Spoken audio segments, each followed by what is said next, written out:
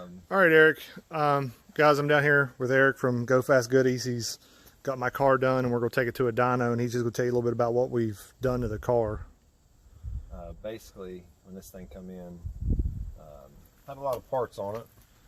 Just you know, had some issues with those parts. I had a tubular manifold on the car prior, and a 62 millimeter turbo. Car made great power at full boost, but we only saw full boost for about 500 RPM, so it was just short-lived fun for that matter. And we decided to go ahead and we kept the same exhaust housing, so it's an 82 hot side, so this is a very big 50 trim. Compared to most, a lot of them run 48 and 63s, which come up on spool a good bit quicker, but just don't make the top end power that this one does. Right. Ultimately, we did a custom fab intake because the intake that we got with it was a cold air, and obviously it didn't work with what we had. The car didn't have intake on it prior. When we got at the intake manifold, these are notorious for cracking if you use these. It's almost like a Honda spacer, from what I understand. So we took this to my good buddy Brandon. He TIG welded it real good. We haven't had any issues since, so that's all sewed up nice.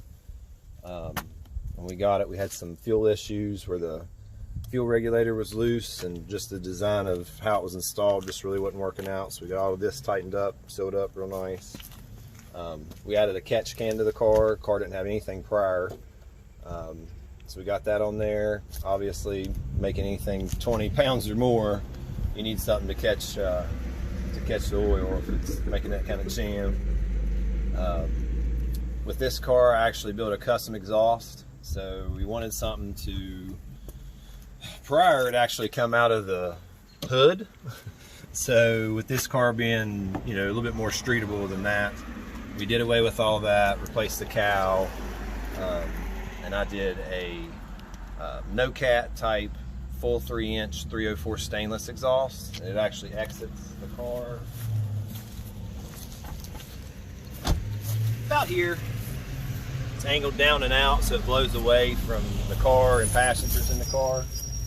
So far it's worked out really good, and it sounds great, so I'm really happy with that. We put the rear coilovers on the car so we can get some adjustability there. It didn't have that installed. We adjusted the front up some. We was having some problems with the tires rubbing, and just needed a little bit more clearance, and that's no rub mixed with as good as it can look for the type of streetability we need with this car. Yeah, it was kind of funny. I mean, like when I brought it to you, the car had a lot of good stuff on it, and then I just wanted you to really fix that goofy hood exit exhaust so I could actually drive in the rain. Right. And then we ended up finding so many problems. Right. I mean, there for a bit, you were messaging me every day, and I was panicking. But man, this car has really turned out super nice. It's not been anybody's fault, you know. It's just some really odd hiccups. We actually had it done once with the big turbo, and then just after driving it, and just wasn't the experience that we were looking for, so we decided to go down to this 50 trim, and that was the best decision we ever made. And then ultimately, when we had it done, we had some cooling issues. The fan blades just didn't have fan blades. I don't understand what happened there. That's probably the oddest thing I've ever seen in my life. And the radiator had a slight leak, so I got this resealed up. We got the new fans put on it, and we got the new Duster tune installed. With the new Duster tune, whatever he changed, man, this thing is spot on. I haven't had to make any adjustments. And I really don't think I'm going to need to, because right now this thing is spot on and drives just like a stock one, other than when you get into boost. Well, it's what's so funny about this car. Like when you look at it, I mean, obviously with the different front end and the wing, you can tell it's SRT4. But other than that, I mean, it looks relatively stock until you see those the tires, meat hangers hanging out the side of it, looking like these redneck 4x4s running around here. And without these tires, this car right now would be useless. Oh, it'd be absolutely useless. I mean, it's when this car starts pulling, I mean, it's just ridiculous. It's a must. And with the 50 trim, it's so much funner to drive than with that big turbo too. The big turbo, I mean, when it hit and was ridiculous, but this is so much more fun.